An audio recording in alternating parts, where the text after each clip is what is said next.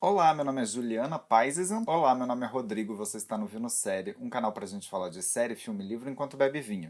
E no vídeo de hoje a gente vai falar sobre o incrível, o horrível, o tenebroso documentário O Caso Evandro, produção exclusiva da Globoplay, baseada no podcast do Ivan Mizanzuki, o Projeto Humanos, né, o Caso Evandro, que fez um imenso sucesso aí nas plataformas de podcast e agora ganhou uma versão aí audiovisual em série documental. E também vai ganhar um livro, né, que vamos explorar essa história aí até a última gota em todas as plataformas. Tá faltando um filme, mas isso não é uma crítica, tá? Acho que é um trabalho muito bem feito e um trabalho muito necessário. Bom, depois que eu assisti esse documentário, eu pensei o quê? Em tomar um Rivotril, em tomar uma vodka, alguma coisa mais forte. Porque essa história aí, bicho, sóbrio não dá não. Se você não sabe do que eu tô falando, em abril de 1992, o menino Evandro Ramos Caetano, que tinha só 6 anos, desapareceu misteriosamente aí em Guaratuba. Dias depois, o corpo dele foi encontrado ali no matagal, só que foi encontrado de maneira bizarra, porque ele não tinha vários órgãos, ele estava sem os olhos, sem as mãos, sem o cabelo. E as investigações levaram à conclusão de que aquele assassinato fez parte de um ritual satânico. E aí a investigação concluiu que quem orquestrou esse sequestro e esse assassinato foi a esposa do prefeito, a Celina Abage, e a filha dela, a Beatriz Abage, junto ali com mais 5 pessoas. E aí elas ficaram conhecidas como as Bruxas de Guaratuba. Essa é a história oficial. No documentário a gente vai ver detalhes dessa história. Vamos ver aí os desdobramentos pra gente entender qual foi, né, dessa história toda, porque nem tudo o que foi divulgado é o que parece. Aliás, nada quase do que foi divulgado é o que parece. Pra quem não sabe, eu sou paranaense, tá? Moro em Curitiba, mas eu morei minha infância toda, minha infância e adolescência em Matinhos, que é uma cidade muito próxima ali de Guaratuba, em que inclusive aparece no documentário. E meus avós que me criaram, né, eles tinham um verdadeiro pavor, medo mesmo de me sequestrarem. Vários pais ali da cidade tinham esse mesmo medo, então as crianças eram bem protegidas ali no começo dos anos 90. Eu tinha só 4 anos, mas essa história se desenrolou por alguns anos. Então eu me lembro bem da história do Evandro, lembro bem da comoção, né, que foi esse caso. E eu, assim, na minha ingenuidade, achava que todo mundo conhecia essa história, que era, assim, conhecidíssimo no Brasil todo. Me surpreendia ao perceber, né, vendo o documentário, que pouca gente soube dessa história. Ou pelo menos pouca gente lembrava. Então assistir esse documentário foi interessante do ponto de vista de uma pessoa que reconheceu várias coisas, né? Reconheceu aquelas cidades, reconheceu vários jornalistas que falam ali, o que me lembrou do impacto disso nas cidades pequenininhas ali do Paraná. Mas dito isso, vamos falar sobre o documentário, o que eu achei do documentário. Mas antes, se você ainda não curte o Vino Série lá no Instagram, é oportunidade para você curtir. Lá tem notícia, tem enquete, tem vídeo, tem um monte de coisa nova. Então curte lá o Vino Série no Instagram. E vamos lá, o caso Evandro.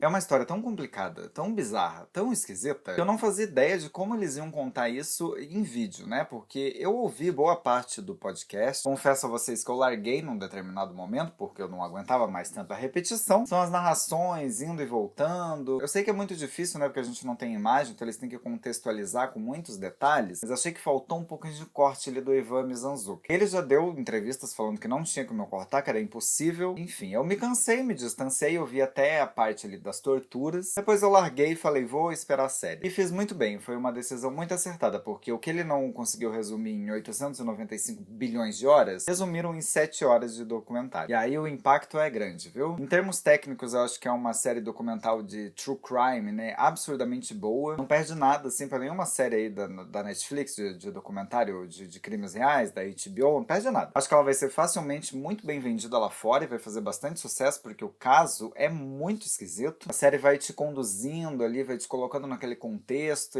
ela te coloca naquela cidade, te coloca naquelas ruas. As simulações são muito bem feitas. Geralmente simulação de documentário eu acho tudo meio cafona. Nessa aqui eu achei que contribuiu pra narrativa mesmo, pra gente entender. Já é uma história bastante confusa. Pra quem ouviu todo o podcast, eu acho que fica muito mais interessante você ver o rosto daquelas vozes, você vê imagens ali do que antes você só imaginava. Acho que traz um impacto não só complementar, mas novo também. Principalmente porque você tem novas entrevistas e novas informações. Acho que o episódio 6 é o que mais ressalta isso, porque a gente tem uma revelação ali de uma fita nova, uma fita ali de confissão, né? Que a gente já tinha essa versão das fitas que diziam que estavam cortadas. E no episódio 6 a gente tem essas fitas na íntegra, que não dá só um impacto pro público, como dá um impacto pro próprio caso, assim, porque se houvesse justiça neste país, neste mundo, esse caso teria que ser reaberto para descobrir o que foi que aconteceu. Eu não vou dar muitos spoilers aqui, embora essa história seja publicamente conhecida. Mas eu acho que o que a gente tira de mais importante disso é o limite que separa uma investigação jornalística séria, né, como essa feita pelo Ivan Mizanzuki, e uma investigação policial que não é muito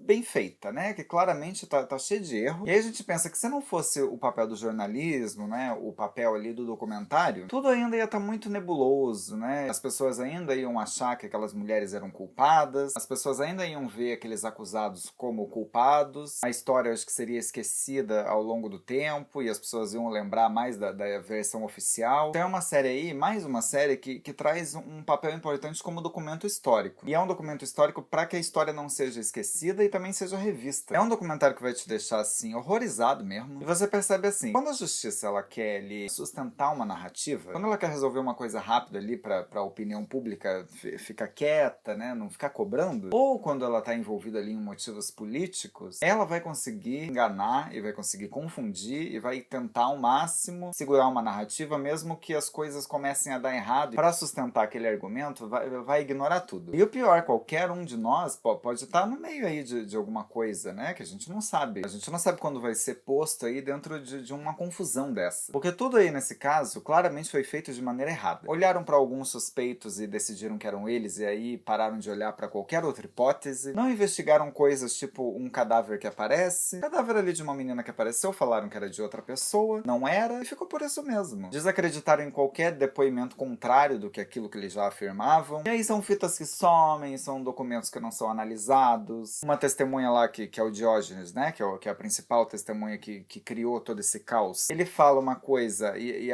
aquela coisa vira um fato e ninguém mais investiga nada fora daquilo. É a imprensa comprando essa história 100% sem nenhum tipo de questionamento ou com questionamentos que não convencem muito. Tem intolerância religiosa, tem jogo político. É assim de explodir a sua cabeça.